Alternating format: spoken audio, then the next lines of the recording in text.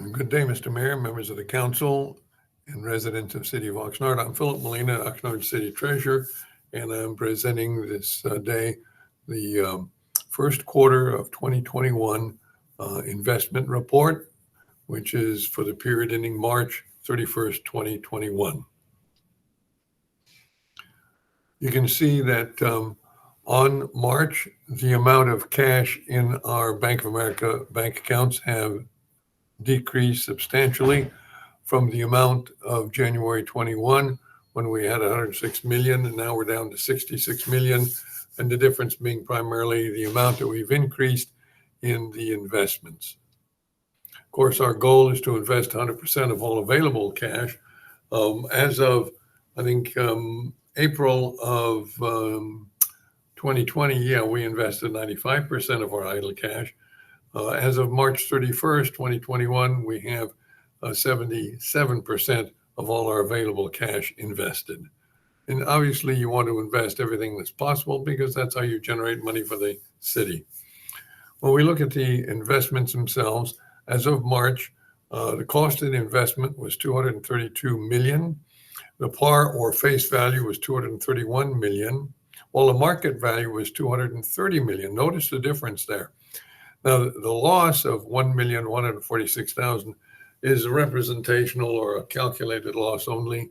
It represents what would happen if we had to sell all of our investments as of March 31st at the then market rate.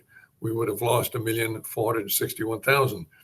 And the reason for the loss is because the interest rates are now starting to grow, starting to increase, which means we're buying investments now that are in excess of 1% annual rate, whereas just 3 or 4 months ago, 5 months ago, we could not buy instruments at that rate. We were buying them at 0.5 and 0.3%. So you can see the old instruments at 0.5 and 0.3% are not going to get us the market pricing in a positive way, because we would be competing against government investments that are now generating over 1%. But what's interesting is the estimated annual earnings has gone up. Now we have an estimated annual earnings of $1,047,875. And I think it'll grow because as we are seeing that the interest rates are finally turning around and starting to grow, starting to increase. And we're looking obviously at purchasing at the highest yield possible. Our current yield interest rate is 0.66, and I think you'll see that that has gone up from previous months where we had a 0.61 and 0.56%. So as the yield goes up, our losses are going to increase, but our potential loss, calculated loss, but our market interest earnings are going to increase. So after we are sure that there's enough cash in the bank to cover all of our necessary obligations, payroll, loans, and whatnot, then we invest the remaining amount. And so you can see here the difference in the amounts invested and from Bank of America. In December 20, we had 119 million. Now we have 66 million sitting in the bank. When we take away the CDC cash, because it doesn't generate any earnings for us, we have net available cash now of 60 million, but the amount that we have invested has gone up to 232 million. So we can see that the percentage invested, or the efficiency, has gone up from 57% up to now 79%.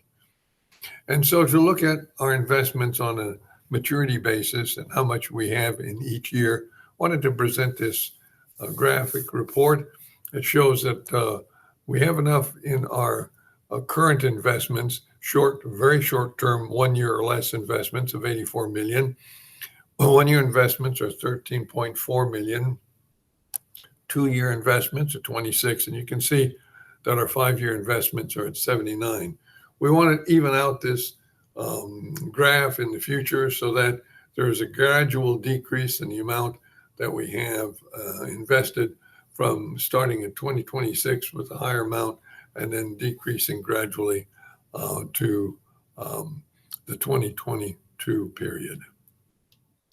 That's really a short presentation of our investment report. You've been given copies of the full report, which I believe is 8 pages long. If you have any questions, please feel free to contact me at 805-385-7808 or send me an email at philip.molina@oxnard.org, and I'll be glad to respond to your questions. That's the end of my presentation.